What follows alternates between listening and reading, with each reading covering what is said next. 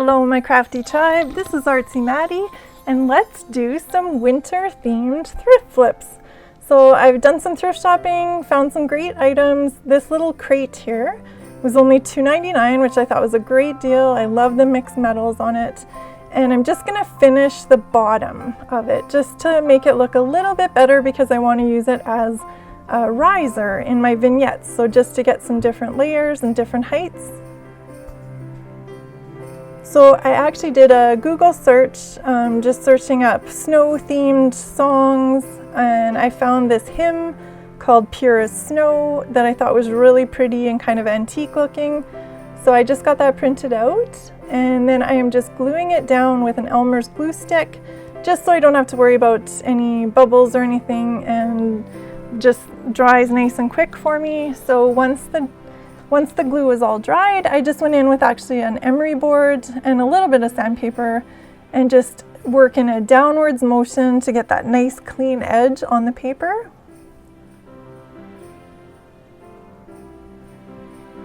So then the edges had that little bit of a metal bracket there on the corners. So I just went in with a little spatula tool and just kind of tucked in just that little bit of extra paper just with some glue on the back of it. Just got it all nice and finished. And then here it is. This is how I'm going to use it. So I'll just put each piece in as we go, and this is how I just started staging the little vignette. So these are all going to be nice neutral colors and just really easy to work in with any of your winter decor. So next find was just this funny little faux wood log. So the bark is real. In the middle there is just some styrofoam, and then the tops are just these little odd pieces of paper that were very, very yellow. So I'll show you how we're gonna fix those. So I just got it all glued back together. It was really pulling apart. So I just got a bunch of hot glue in there and taped it shut while it dried. And then for the top here, we're gonna get rid of this horrible yellow, and it's not very even rings either. Like, it's a very odd shape of tree rings. So we're just gonna do more of a round effect with our tree rings. And I'm just going in with some mist tint that I found at Home Depot. So it's just this kind of parchment, off-white ivory type color. And I just knew it would come in handy for lots of things. So I picked that up for $3. So I'm just trying to work in nice even circles and just create those faux tree rings.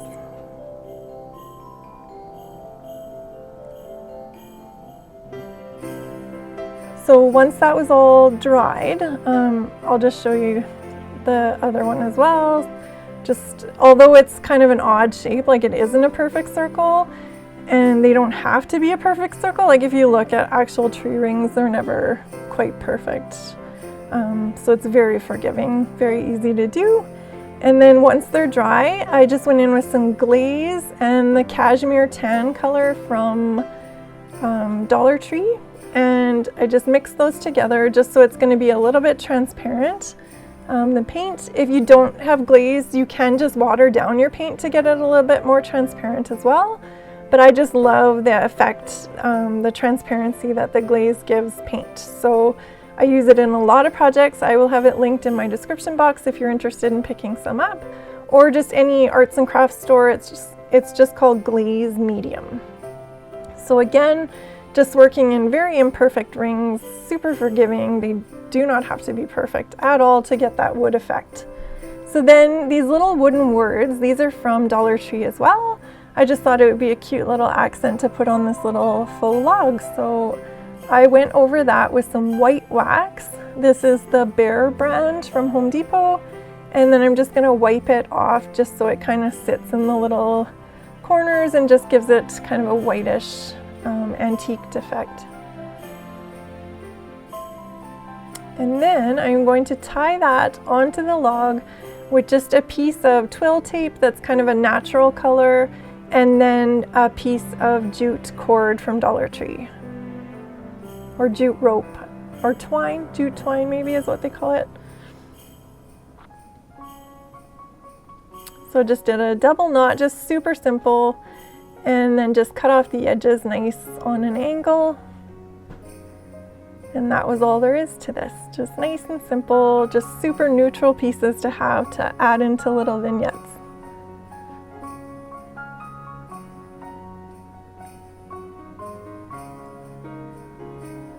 For the next project, I'm going to do some super oversized beaded garland. So I found these really lovely ornaments, and although I don't decorate with gold a whole lot, I love this kind of lighter champagne gold that these had to them. So I'm going to be burning a hole in both ends. So the top end where there already is a hole, and then the bottom, I could tell directly across from it because it had a snowflake exactly on the opposite side. So just on opposite ends. And then I'm going to use this nautical rope. This is from Dollar Tree as well. And I'm going to separate it. So it's 3 strands roped together. So I just want the one strand, which is actually a whole bunch of strands as well, but just the one. So I'm going to separate it from the other 2. And then just to kind of tone down that champagne gold, I am just doing some flicking of white paint onto it just to give it more of a, like a little snow texture, just some added detail. So then I need to create a way to thread this rope through these faux beads. So I ended up just using a piece of wire and some electrical tape and just got it all taped to this wire. And I actually had to go back and make the holes just a little bit bigger. I needed them about approximately 1 centimeter to get this rope through. It is kind of wider than I had anticipated. So then I tie a knot at the end of the rope and I leave enough to be like a little tassel sort of effect. And then once I get the first bead onto the rope, I got it all fastened down with some hot glue. And then I'm going to tie another knot to keep it firmly in place and just like tight down to the first bead ornament sort of thing. And then I'm going to leave approximately 1.5 inches and tie another knot, and then slide another ornament down onto that knot. So I was just securing them as I go with some hot glue just to keep them all in place. I'm sure the knots will probably hold them, but I just wanted it nice and secured on there. And because these strings, like, they're just twisted together, so they are, like, they do come apart from each other a little bit easier, so the glue is helping keep them all in place. So I believe there's 8 of these ornaments all together that are going to make up my beaded garland here.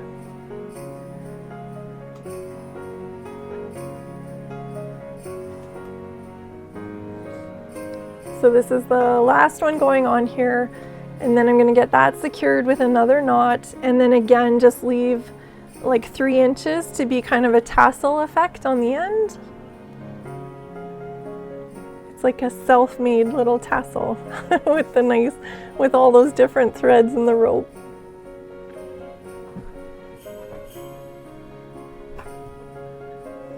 You guys will have to let me know if you've seen this. I felt like I was 100% sure that it was Emily from Mama from Scratch that I saw make an oversized beaded garland, but then when I went to link her video, I can't find it. So please let me know if you guys have seen this super huge beaded garland. I think Pottery Barn sells them. I think that was her inspiration, or whoever it was that I saw make it. I was just sure it was Emily, but maybe not.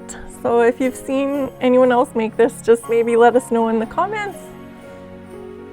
So this video is part of the Winter Wishes collab, and I'm so excited to be a part of this. It was organized by Ellie, my sweet friend from DIY from House to Home, and all of these wonderful friends will each have some winter themed crafts for you. So it's going to be a wonderful playlist. Hopefully you'll check it out. I will have a link to their channels and to the playlist in my description box. And also I'll put a link to the playlist in the comments as well. So next project, I am just going to use an old paperback book.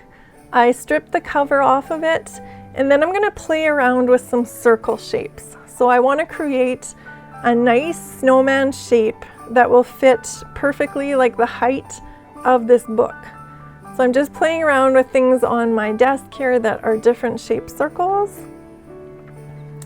And I thought this might be easier, like if you don't have access to a printer, like you can kind of do this as well, just to create that perfect shaped snowman for the book that you have. So I wasn't quite happy with this, so I just worked on the other side of the cardboard then instead, and had a better idea of what sort of size I needed. And then I was a little bit happier with that shape, so that's the one I went with. So you only need half the snowman to create this. So I'm just going to cut out that left-hand side of the cardboard. These are just little scissors from IKEA. I find they're really strong and work well for cutting through on this project. So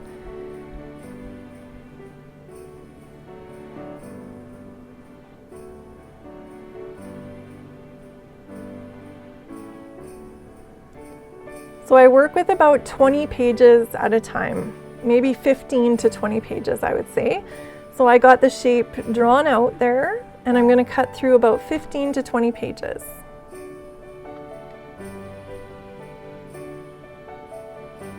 And then after I am done cutting out those, I pull those to the side and then draw another snowman shape, just so I'm not depending on the shape that's already there, like that it might distort as I go.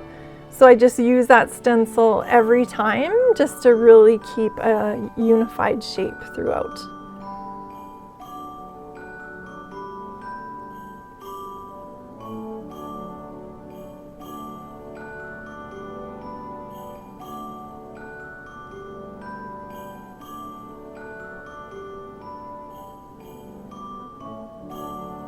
So it's just kind of one of those fun, like mindful projects where you can just kind of enjoy the process, and it goes pretty quick.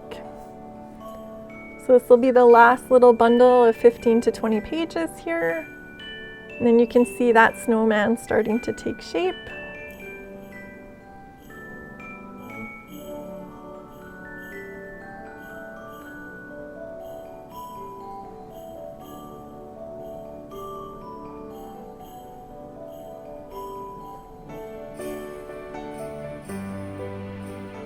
So once I had them all cut out, I found a dowel that was the right size for this thickness of book. So just approximately, I needed some room for the hot glue as well, so this worked out really well. I cut it down to be the height of the snowman. Started with some hot glue just right in the middle of the book, and then I'm going to work my way to the edges here and then glue the back to back. So just sandwiching them together with that dowel in the middle. And that helps keep the rounded shape of the spine of the book, and just to give it some sturdiness as well. And here is our final little book snowman. Oh, there was a couple pages that were really creased, so I just threw a little bit of glue in those as well.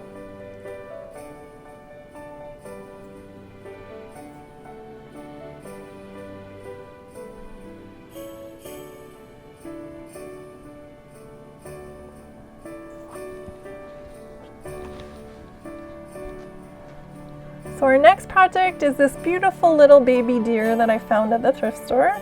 He's looking a little bit worse for wear. I think somebody had him maybe outside on their porch or something. He just looked a little bit rough. So I'm just gonna give him some love, fix him up a little bit here.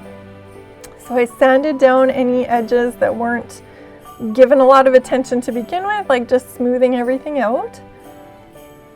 And gave him a nice wipe down. And then I'm going to go in with that same parchment ivory color paint and just give him one coat so that I can see what flaws are still on this deer. So it got a little hard to tell once I sanded everything. It was a little bit harder to see them. So I find that if I get one coat of fresh paint on it, I'll be able to see any of those little flaws or anything that needs a little bit of filler in it. Just a little bit easier. So here I am. I have a big bucket of drywall compound, or joint compound, I think they call it, and it's super easy to sand. Usually spackle or any wall hole filler will work quite easily to sand as well.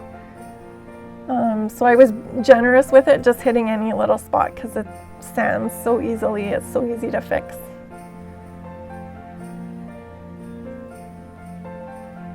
And then you just give them a quick wipe down again. And another coat of that paint. That paint was great because it's the primer and paint all in one, that mist tint that I had found. So if you see those for $3, that's a great deal. You might want to pick them up. And then I'm just going to give this deer the white wax treatment as well. So this is that Bear brand white wax. I haven't used any other brand, so I don't really know how to compare them, but I find this is pretty nice. It's super soft. It goes on really, really easily. And then I just let it dry for a little bit, about half an hour, and then I went in with a lint-free rag. So anything like t-shirt material is great, or any of those shop rags that are lint-free, those are great too. So I just got them all wiped down, and it gave it such a soft look, just a really, really soft look to it with this wax. And then it just sits in any of the little nooks and crannies as well. So here he is all finished. I really love it. I think it's going to be great actually to have through the year. I always use a little bit of ivory in my decor anyway as one of my neutrals, so I think he'll be super cute for spring too, and maybe even into the fall would be cute with some decor. So this is my last thrift flip here. Is this cute little plant pot that I found that had some snowflake designs on it. So same thing, I just gave it that coat of that parchment color, and then I went back in with a silver pen, a little paint pen here, and just did the snowflake detail again.